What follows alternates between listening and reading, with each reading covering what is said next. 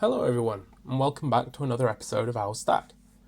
After spending my last bigger video focusing on the title race, I want to switch our focus today to a different story, focusing on recognising the stories of 3 Premier Division players who have had breakout seasons so far in 2026. The Premier Division can often be an unforgiving place for many players. It can sometimes be seasons like this one that can make or break them. Based on their performances so far this year, I think it's pretty safe to say that these 3 players are very much in the make them category. So let's move on and talk a bit more about them. First, Josh Sullivan.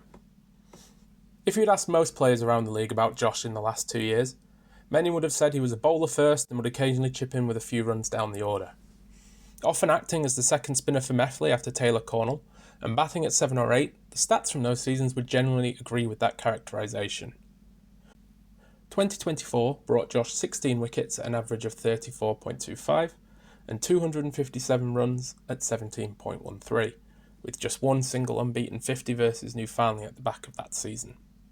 Whilst 2025 was more successful for him with the ball, taking 27 wickets at an improved average, his batting returns dropped to just 118 runs at an average of 8.43 from 14 innings. Josh then decided to make the move to Cleckheaton in the off-season, and an early season injury hampered his ability to bowl, leaving him mainly to contribute with the bat, scoring 50 unbeaten runs from his first 3 games, albeit at number 10. At the 6th of June, Josh had taken 7 league wickets at an average of 26.71 and scored 96 runs at an average of 19.2. At this point you might be wondering why Josh is even in this video, but following a decision to promote Josh to bat at number 3 for Cleck for their game versus Pudsey St Lawrence on the 13th of June, Josh's season would begin to take quite a remarkable turn. Whilst his first outing at 3 only yielded 16 runs from 43 balls, the experiment was continued into the next week when they played Carlton, and he responded with his first 50 since 2024, putting on a century partnership with Ethan Lee for the second wicket to anchor their successful chase. Another 16 runs against the other Pudsey club in Pudsey Kongs the next week would not have been the tally he was hoping for, but he did put together another 50-run partnership for the second wicket, showing again his value in helping his side build solid bases for their middle order. It was the next week when he travelled to Farsley where he really kicked on.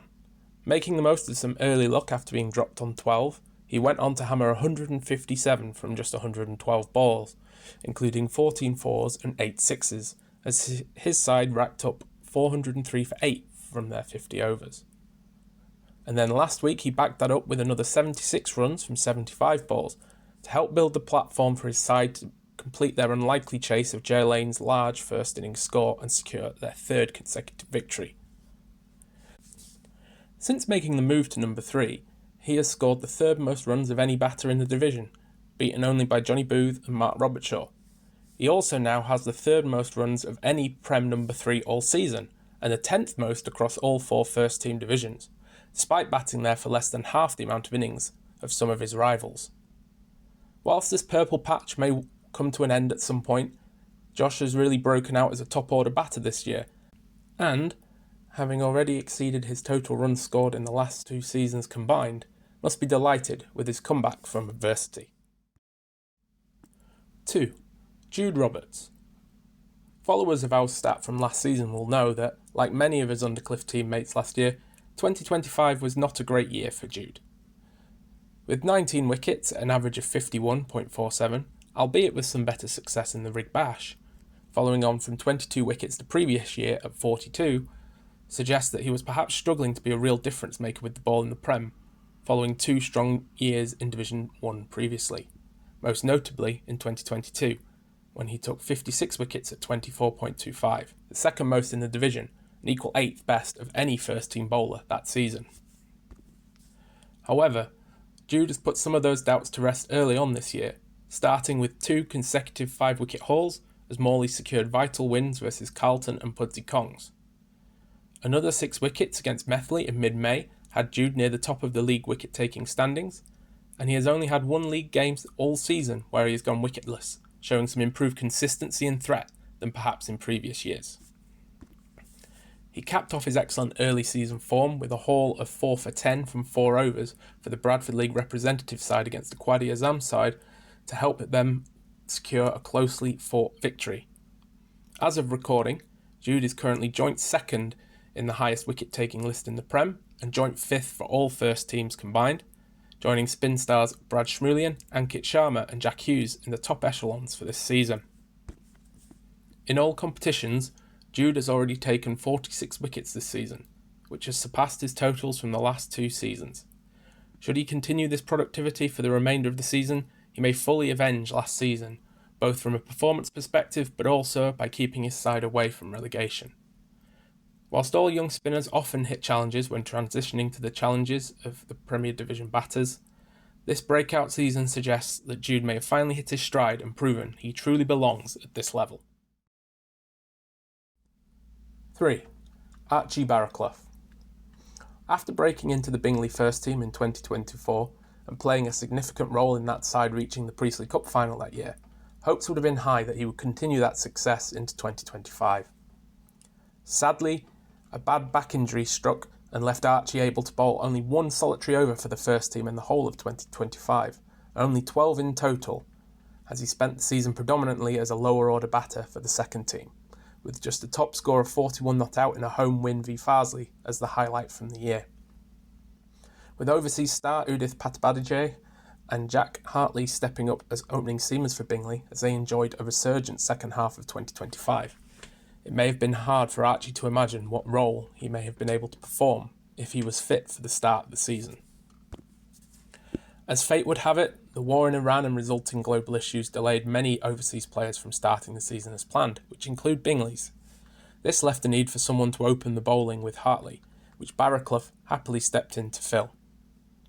Despite only 2 wickets from his first 2 games against Methley and New Farnley, Archie impressed many with his sustained pace, and I am sure he was delighted to come out of those 2 games having bowled 23 overs, nearly double the amount he managed in the whole of 2025, without issue.